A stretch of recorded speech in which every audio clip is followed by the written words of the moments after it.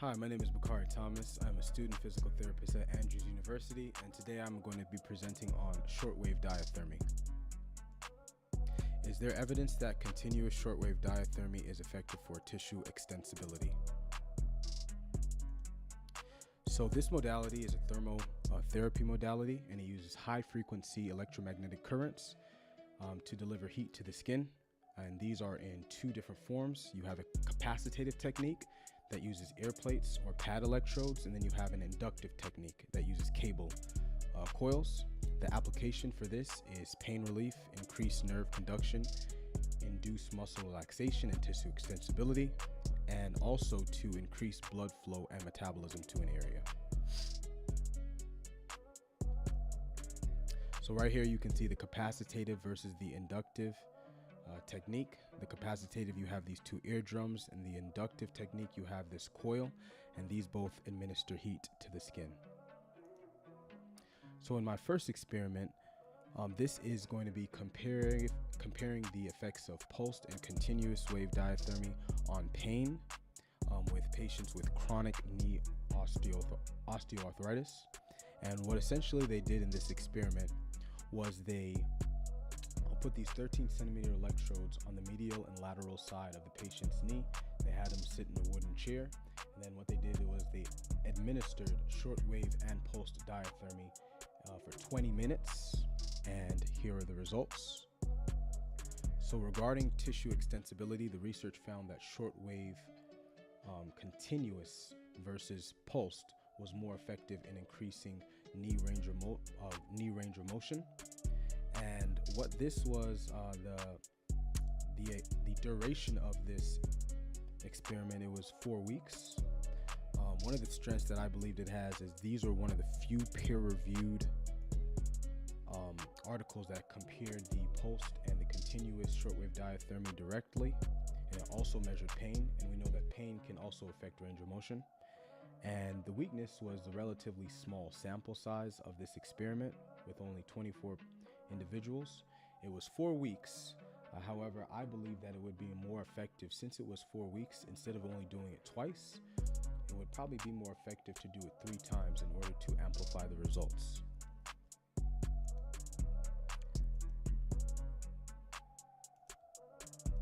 In my next experiment, we looked at the effect of heat on tissue extensibility, and it was a comparison of deep and superficial heating.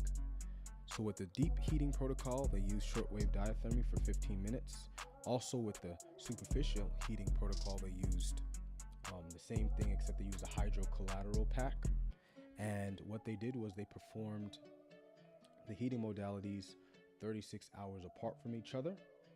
And the outcomes were deep heating, range of motion, it increased 1.8 degrees. Superficial heating increased 0.7, and with the no heating, or the control group, there was no change in the range of motion. And I believe that the strengths for this experiment was that they had a control group, and they also used subjects with healthy, of course, neurological and musculoskeletal bodies. And this was also a double-blinded study, so there was no bias, or rather there was a reduced bias when performing the experiment.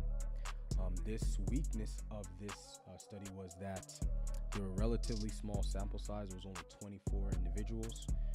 They did not differentiate whether it was shortwave or continuous or pulsed shortwave diathermy.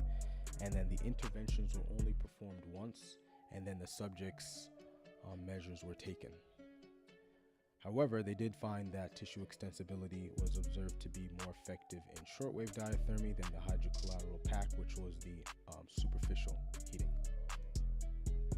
Now going on to my third experiment, this objective was to observe the comparison of the ultrasound versus diathermy in a non-insertional region of the Achilles tendon. So essentially this was part of the Achilles tendon right before it inserted into the calcaneus, right above it, about 2 to 6 centimeters. And what they did was they took 15-minute interventions for these patients, one using ultrasound, one using shortwave diathermy. This was 3 days a week for 2 weeks. The treatment was standardized. They blocked off the area. the respective protocol for ultrasound and shortwave diathermy were followed, and they assessed the outcomes by using tendon thickness, cross-sectional area, and hardness percentage. Now, I believe a strength of this experiment was that in order to assess their outcomes, the equipment used to measure the thickness and the cross-sectional area and the tendon hardness were real-time B-mode ultrasound, so that was for the thickness and the cross-sectional area, and a sonoelastograph. And these, I believe, were strengths because instead of using a goniometer to measure like range of motion, what they did was they actually used an electronic device, so the outcome measures were a little bit more precise. However, I do believe that a weakness of this personal study was that the range of motion was not being assessed. However, that you can see that the morphological elastic properties experience a larger effect with diathermy compared to ultrasound. And in my fourth experiment, what they did was they compared the effectiveness of continuous short-wave diathermy and pulsed short-wave diathermy on knee osteoarthritis management. And in this one, they used a VAS scale for pain, and then they used this Western Ontario McMaster University Osteoarthritis Index. And what they did was they took patients with grade 2 to 3 osteoarthritis. They could not have had physical therapy within the last 6 months or have any knee, ankle, or back pathology. They did a session with pulsed and shortwave continuous diathermy that lasted for 15 minutes. And it was 5 consecutive days for 3 weeks. And then 1 month after, the patients were assessed with the VAS pain scale and the WOMAC. Both treatments appeared to be effective with reducing scores. So I believe that the participants, strength of this experiment was that the participants were assessed before and then 1 month after. And I believe that this was a strength because that was more indicative of the retention of the treatment once it was performed. However, I do believe that the weakness was that outside of continuous or pulsed shortwave diathermy, there was no other form of physical therapy administered. And for my last experiment, we had the evaluation of shortwave diathermy and ultrasound as combined physical therapy treatments for knee osteoarthritis. So what they did was, in this study, they used 110 participants. They took a hot pack plus TENS unit plus ultrasound plus quadriceps strengthening. That was group 1. Then they did a hot pack plus TENS unit plus shortwave diathermy, and then quadriceps strengthening.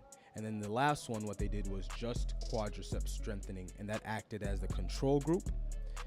The patients received physical therapy, a modality treatment 5 days a week consecutively for 2 weeks.